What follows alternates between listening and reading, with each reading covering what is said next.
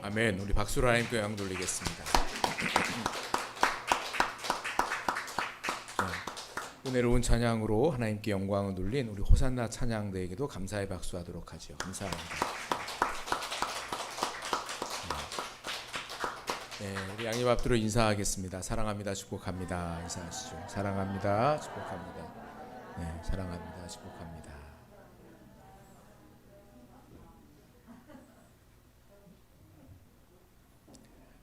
네, 하나님의 은혜와 사랑이 하나님 앞에 예배하는 우리 모두와 함께 하시기를 주님의 이름으로 축원합니다.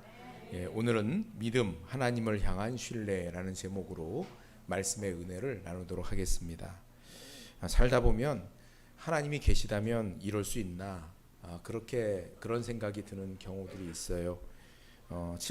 시편 73편 말씀에 보면 시인이 세상에서 악인이 형통하는 것과 또 세상 가운데 불의가 가득한 것을 보면서 나는 거의 실족할 뻔하였고 내 걸음이 미끄러질 뻔했다, 이렇게 기도하는 내용들이 나옵니다. 신실한 믿음의 사람인 이 시인이 하나님이 분명히 살아계신데, 하나님은 공의로우신 분이라고 하는데 세상을 바라보니까 악인이 오히려 더 형통하고 더 큰 소리치고 살고 또 이 세상 가운데 불의가 가득한 모습을 보면서 내가 실족해서 넘어질 뻔했다, 이렇게 이야기하는 말씀이 나옵니다. 우리가 몸담고 있는 이 세상에 불합리하고 불의한 일들이 참으로 다양하고 많은 것 같습니다. 50억을 퇴직금으로 받은 사람은 무죄 판결 받고, 버스비 800원을 유용했다는 이유로 해고를 받은 버스 기사는 그 해고가 정당하다는 유죄 판결을 받는 그런 세상입니다. 지도자들의 비리는 말할 것도 없거니와 평범한 이웃들 속에서도 힘의 논리로 약자를 괴롭히는 일들이 비일비재합니다. 더 글로리라는 드라마들 많이들 보시는 것 같던데요. 거기 보니까 그 내용이 학교 폭력 당한 사람이 성인이 되어져서 자기를 괴롭혔던 사람들에게 복수하는 내용들이잖아요.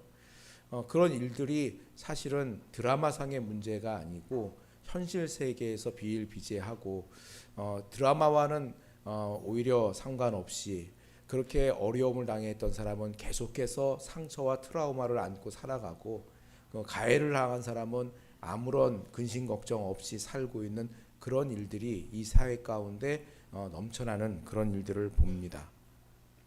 튀르키예와 시리아의 지진이 있고 나서 또 각종 선교단체에서도 그곳에서 사역하시는 선교사님들의 선교 편지들, 그곳에서의 상황들, 이런 일들이 이렇게 속속들이 들어오고, 그래서 그런 일들로 기도 요청을 하는 그런 편지들을 받습니다.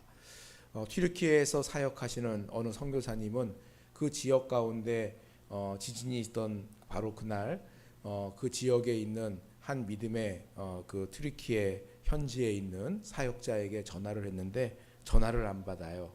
나중에 보니까 집이 매몰되면서 그렇게 선교사님 그 목회자 가정도 다 죽었어요. 그 지역 사회의 유일한 기독교 지도자들이었다고 그래요. 그런 일들이 벌어집니다. 우크라이나 전쟁이 24일 날이 일주일 되는 때였죠. 지난 24일이 1주년 됐어요. 1년 됐습니다. 근데 전쟁이 끝날 기미가 보이질 않습니다. 튀르키예와 시리아의 지진 피해 소식은 막막하기만 합니다. 그런 일들뿐만 아니라 우리 삶 속에서도 이런저런 일들로 인해서 하나님 앞에 간구하고 기도를 하지만 문제가 해결될 기미가 보이지 않은 상태로 시간만 지나가고 있는 경우들이 얼마나 많습니까? 크고 불합리한 또 불의한 그런 일들을 접할 때, 크고 작은 그와 같은 일들을 접할 때면 도대체 하나님 뭐 하시나, 그런 생각이 들지 않을 수가 없습니다. 하나님이 계시다면 이런 일들을 왜 그냥 보고만 계실까, 이런 생각이 듭니다. 어떤 분이 저하고 상담을 하시면서 하나님이 잘 믿어지지 않고 하나님이 계신가 하는 고민이 있는데 어떡하죠? 이렇게 얘기를 하시더라고요. 그래서 실은 저도 잘 믿어지지 않을 때가 있다, 그렇게 얘기를 하니까 목사님도 그러세요? 하고 오히려 반가워하시더라고요. 네. 여러분, 이 세상 속에서 우리는 어떻게 하나님을 나라를 계속해서 소망하며 또 믿음을 가지고 살아갈 수 있겠습니까? 어떻게 하나님을 계속 신뢰하며 따라갈 수 있겠습니까? 오늘 본문은 불합리하고 불의한 것 같은 이 세상 속에서 고통하는 하나님의 백성들에게 큰 위로가 되는 그런 말씀입니다. 우리 24절 말씀을 같이 읽어보겠습니다. 예수께서 그들 앞에 또 비유를 들어 이르시되 천국은 좋은 씨를 제 밭에 뿌린 사람과 같으니. 천국이 어떤 곳이라고요? 좋은 씨를 제 밭에 뿌린 사람과 같다 하십니다. 어떤 사람이 자신의 밭에 좋은 씨를 뿌렸어요. 그런데 모두가 잠든 밤에 원수가 찾아와서 가라지를 거기에 덧뿌려 놨습니다. 분명히 좋은 씨를 뿌렸는데 종들이 보니까 그 속에 가라지도 함께 자라고 있는 모습이 보이는 겁니다. 종들이 급히 주인에게 달려가서 이 사실을 알립니다. 36절 이하에 보면 이 비유가 의미하는 바가 무엇인지를 주님께서 제자들에게 설명하신 말씀이 나옵니다. 37절로 40절까지를 같이 읽어보겠습니다. 대답하여 이르시되 좋은 씨를 뿌리는 이는 인자요 밭은 세상이요 좋은 씨는 천국의 아들들이요 가라지는 악한 자의 아들들이요 가라지를 뿌린 원수는 마귀요 추수 때는 세상 끝이요 추수꾼은 천사들이니 그런즉 가라지를 거두어 불에 사르는 것 같이 세상 끝에도 그러하리라. 아멘. 좋은 씨를 뿌리는 이는 주님이십니다. 또 밭은 세상을 말합니다. 좋은 씨는 천국의 아들들을 말하고 가라지는 악한 자의 아들들을 말한다 합니다. 가라지를 심은 원수는 마귀이며 추수 때는 세상 끝을 의미하고 추수꾼들은 천사들이다 라고 말씀해 주십니다. 하나님은 이 세상에 좋은 씨를 뿌렸는데 이 세상 속에 불의함과 악함과 거짓이 난무하는 것은 사단 마귀가 가라지를 뿌려 놓았기 때문이라는 겁니다. 그런데 하나님은 가라지를 즉시로 뽑지 말고 놔둬라 이렇게 말씀을 하세요. 가라지를 뽑다가 실수로 좋은 곡식까지 뽑아 버릴 수 있기 때문에 추수 때까지 기다리라고 그렇게 종들에게 명합니다. 우리가 사는 이 세상 가운데 악이 존재하고 불의한 자가 득세하는 것 같고 힘없는 자들이 고통을 당하는 이유가 바로 이것이라 말씀합니다. 주님의 때까지 가라지를 그냥 놔두게 하셨기 때문이라는 겁니다. 간혹 이 말씀을 해석할 때 밭을 교회다 이렇게 해석하는 경우들이 있습니다. 그래서 교회 안에 참 신자와 거짓 신자가 뒤섞여 있다 이렇게 보는 거지요. 이 해석을 따라서 우리가 교회를 정화하고 경건하게 만드는 모든 일들을 할 필요가 없다라는 식으로 해석을 합니다. 그러다가 정말 순전한 성도를 잘못해서 제거하는 오류를 범할 수 있기 때문에 어차피 마지막 때가 되면 주님께서 이 둘을 구분하실 것이니까 굳이 그렇게 할 필요가 없다. 그냥 놔두는 게 낫다. 이렇게 보는 겁니다. 그러나 우리가 이미 이 말씀에서 읽어보았듯이 예수님이 말씀하신 밭은 교회가 아니라 세상이다 말씀하고 계시거든요. 하나님은 당신의 자녀인 그리스도인들을 마지막 심판 때까지 이 세상 가운데 함께 섞여서 살도록 그렇게 하셨습니다. 따라서 이 비유의 주제는 교회의 치리 문제가 아닌 거예요. 교회가 혼란에 빠질까 봐 두려워서 교회에서 잘못을 행하는 사람들을 징계하는 그런 치리권을 행사하지 말라는 그런 의미가 아니라는 얘기입니다. 그보다는 왜 하나님께서 이 세상에 존재하는 불의와 악을 즉시 해결하지 않으시는가, 이거에 대한 말씀으로 이해하는 게 맞다는 것이죠. 우리는 이 말씀을 통해서 하나님이 어떤 분이신지를 읽어야 되는 겁니다. 우선 우리는 하나님이 모든 것을 주관하시는 능력의 하나님이시다라는 것을 알 수가 있습니다. 우리 27절과 28절을 같이 읽어보겠습니다. 집주인의 종들이 와서 말하되 주여 밭에 좋은 씨를 뿌리지 아니하였나이까? 그런데 가라지가 어디서 생겼나이까? 주인이 이르되 원수가 이렇게 하였구나. 종들이 말하되 그러면 우리가 가서 이것을 뽑기를 원하시나이까? 가라지를 발견한 종들이 흥분을 해서 주인에게 달려왔어요. 주인님 큰일 났습니다. 아니 우리가 분명히 밭에 좋은 씨만 골라서 뿌리지 않았습니까? 근데 어떻게 된 일인지 이렇게 가라지가 섞여서 자라고 있습니다. 근데 주인은 즉각적으로 압니다. 아, 원수가 그렇게 했구나. 종들은 문제의 원인이 무엇인지 또 어떻게 대처해야 하는지 알지 못해서 난리법석을 떨지만 주인은 그렇지 않습니다. 주인은 압니다. 주인은 문제의 핵심이 무엇인지를 꿰뚫고 있습니다. 모든 것을 아시는 하나님이십니다. 우리는 하나님이 전지하신 분이시구나라는 것들을 믿습니다. 할렐루야. 하나님은 이 세상에 있는 모든 일들을 다 아십니다. 그런데 하나님이 세상의 일들을 모두 아신다는 것보다 더 중요한 사실은 무엇이냐면요, 여러분, 하나님께서 나를 아신다라는 거예요. 하나님께서 여러분 한 사람 한 사람들을 아시는 줄 믿으시기를 바랍니다. 하나님께서 여러분의 고통을 아십니다. 여러분의 눈물과 근심을 하나님께서 아십니다. 문제 앞에 낙심한 여러분의 마음을 하나님께서 아십니다. 몸이 병들어서 원하는 대로 움직여지지 않는 그 슬픔을 하나님께서 아십니다. 깨진 관계로 인해서 가시밭길을 걷는 그 심정을 주님께서 아십니다. 사실 하나님이 아신다는 것 이 하나만으로도 우리에게 얼마나 큰 위로가 되는지 모릅니다. 다른 사람이 내 마음을 헤아리고 알아주고 공감해 주는 것만으로도 우리에게 얼마나 큰 힘이 됩니까? 하물며 능력의 하나님께서 나를 아신다. 내 마음을 아신다. 내가 지금 근심하고 고통하고 어쩔 줄 몰라요. 불안에 떠는 내 심정을 주님께서 아신다. 이게 얼마나 큰 위로와 힘이 되는지 모릅니다. 제가 20살 때요, 가정이 점점 기울면서 너무 힘든 그런 시기들을 견뎌야 될 때가 있습니다. 아버지께서는 병을 얻어서 하루아침에 갑자기 은퇴를 하실 수밖에 없었어요. 어머니가 가정 경제를 책임지고 계신데 경영하시는 일들이 뜻대로 되지 않는 겁니다. 자꾸만 미끄러지는 거예요. 그러면서 점점 가정이 기우는 거예요. 집에 평수가 점점 줄어드는 거예요. 방이 3개짜리가 2개짜리로 줄어들어요. 병이 줄어들어요. 우리 집이었는데 전세로 줄어들어요. 그런 일들이 벌어져요. 빚은 점점 늘고 가세는 점점 기웁니다. 저는 장남이었거든요. 근데 20살이에요. 밑으로 동생이 둘이 있어요. 이제 20살 이제 사회에서 대학교 1학년을 다니고 있는 20살짜리 남자 아이예요. 그러니 어머니가 그 가정 경제 문제를 어떻게 해야 될까 고민이 많으신데 그런 것들을 이게 대화로 함께 고민을 나누고 짐을 짊어질 만한 그런 준비가 저한테는 안 돼 있는 거죠. 하루는 말씀을 묵상하며 집에서 혼자 기도를 하는데 한숨이 나와요. 하나님, 도대체 어쩌시려고 이러십니까? 하나님, 어떡합니까?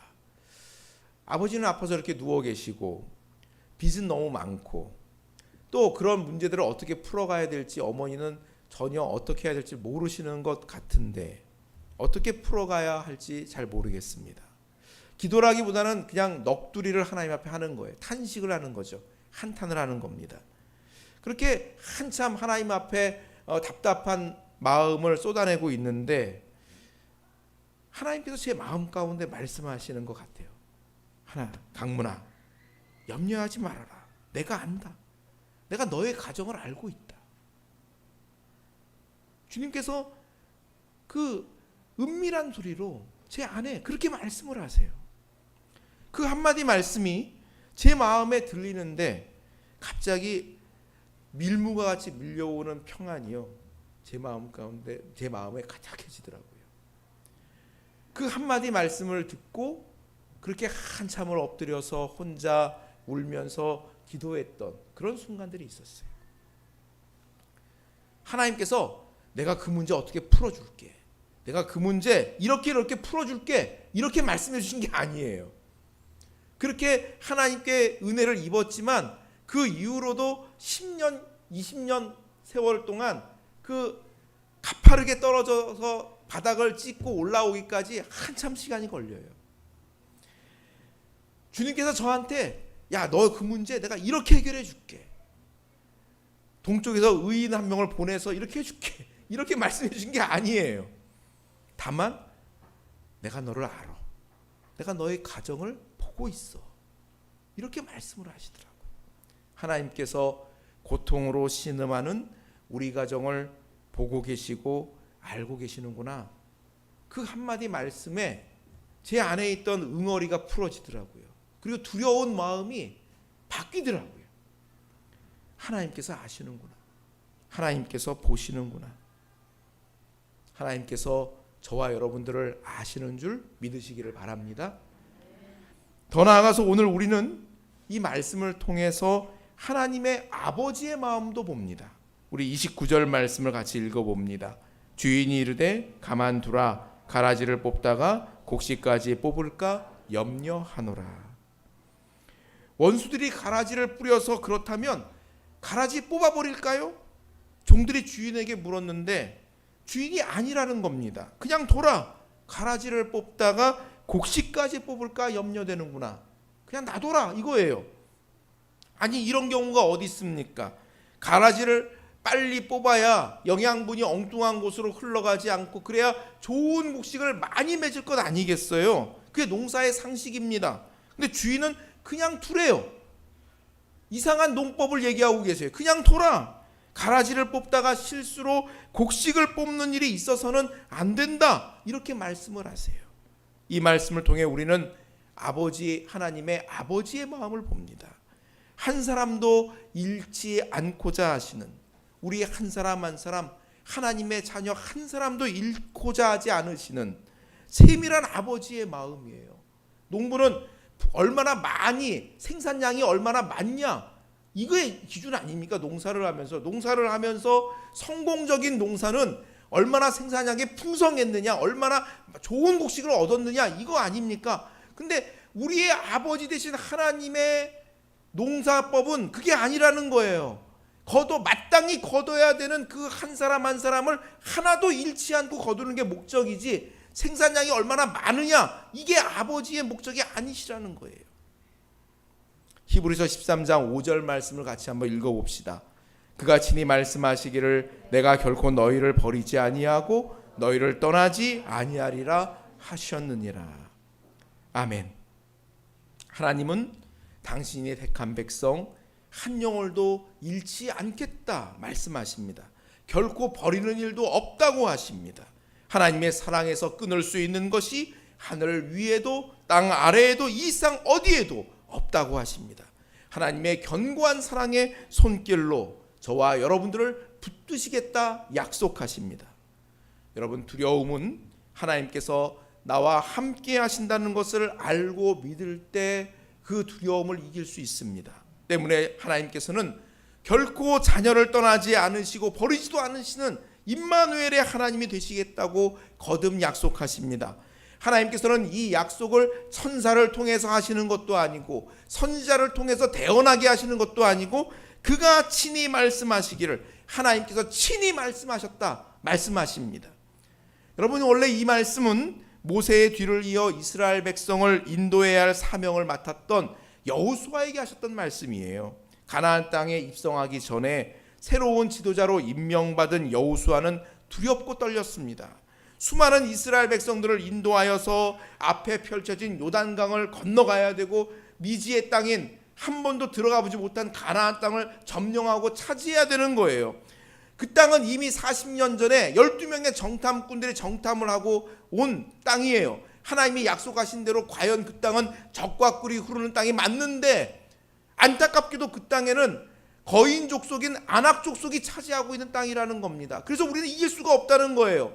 그 12명의 정탐꾼 중에 10명의 정탐꾼들이 와서 얘기하기를 그들이 얼마나 거대하고 장대한지 그들에 비하면 우리 이스라엘 군대는 메뚜기 떼 같습니다. 이렇게 얘기했어요.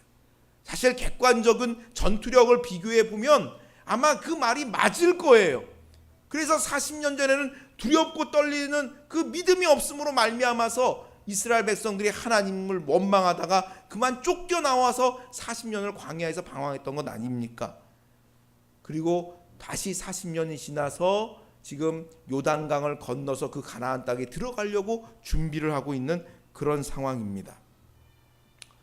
이렇게 중요한 시기에 하나님은 이스라엘 백성들을 그동안 인도해 왔던 모세를 거두어 가셨어요. 그가 어디에 묻혔는지 그 시신도 확인할 수 없도록 그렇게 만들어 버리셨습니다. 그리고 가나안 땅에 들어가서 그 땅을 점령해야 되는 그 막중한 사명을 그의 후계자인 여호수아에게 맡기셨어요. 그러니 여호수아의 심정이 얼마나 두렵고 떨렸겠습니까? 그런 여호수아에게 하나님께서 거듭해서 말씀을 하십니다. 우리 여호수아 1장 5절과 6절을 읽어봅시다. 내 평생에 너를 능히 대적할 자가 없으리니 내가 모세와 함께 있었던 것 같이 너와 함께 있을 것임이니라. 내가 너를 떠나지 아니하며 버리지 아니하리니 강하고 담대하라. 너는 내가 그들의 조상에게 맹세하여 그들에게 주리라 한 땅을 이 백성에게 차지하게 하리라. 아멘. 할렐루야. 여러분, 이 말씀을 오늘 여러분들에게 선물로 드립니다. 여러분 마음 가운데 이 말씀을 새기시기를 주님의 이름으로 축원합니다. 하나님께서 여호수아에게 임마누엘 하나님, 내가 너를 떠나지 아니하고 버리지 아니하리라. 그러니 강하고 담대하라. 주님께서 말씀하십니다. 여호수아가 해야 할 일은 이 하나님의 약속의 말씀을 굳게 붙들고 마음을 강하게 하고 담대히 하는 것이었습니다. 우리가 세상을 살아갈 때에도 넘어가야 될 산, 건너야 될 강, 극복해야 될 일들, 싸워야 될 대상들 얼마나 많습니까? 그때 하나님이 나와 함께 하심을 믿고 나가면 얼마든지 이길 수 있을 줄 믿습니다.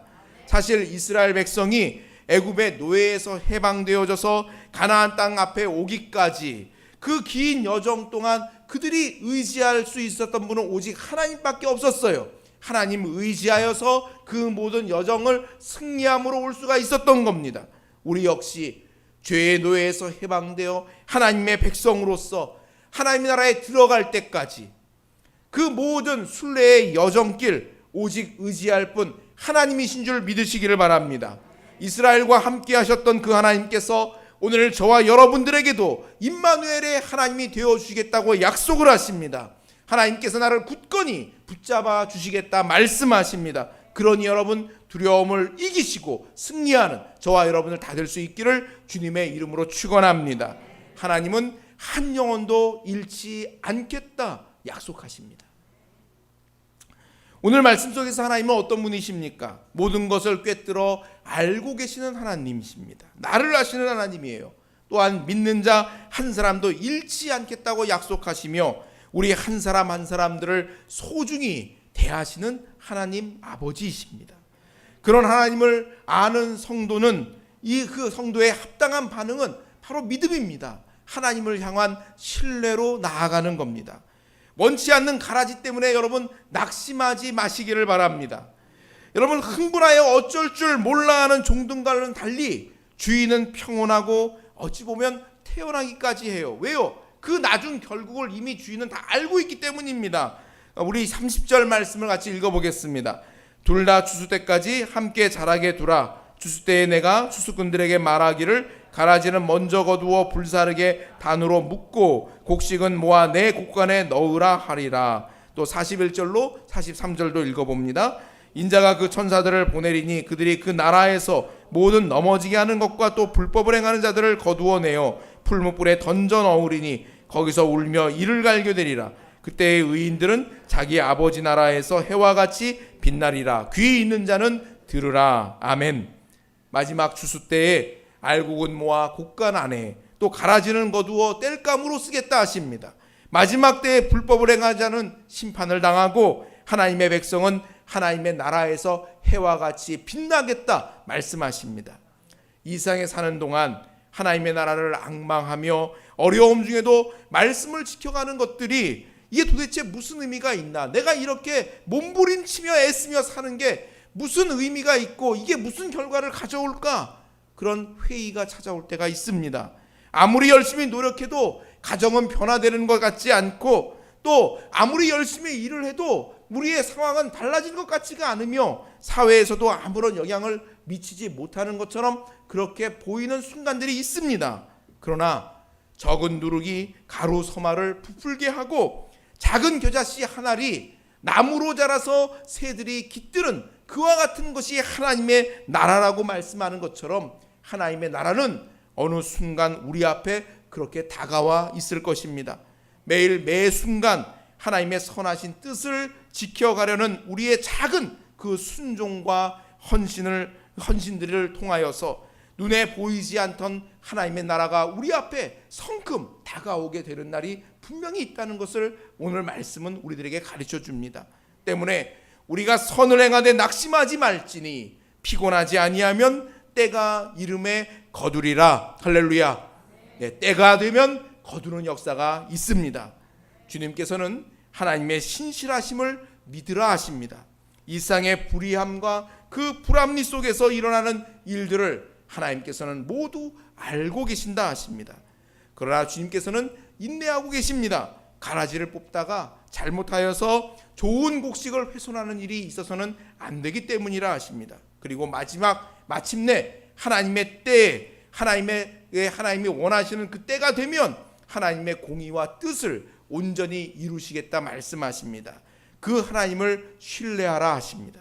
그러므로 하나님의 나라 백성으로서 주의 나라를 늘 앙망하면서 우리의 삶의 현장 속에서 말씀을 따라 살기를 힘쓰는 저와 여러분들이 다 될 수 있기를 주님의 이름으로 축원합니다. 아멘. 기도하겠습니다.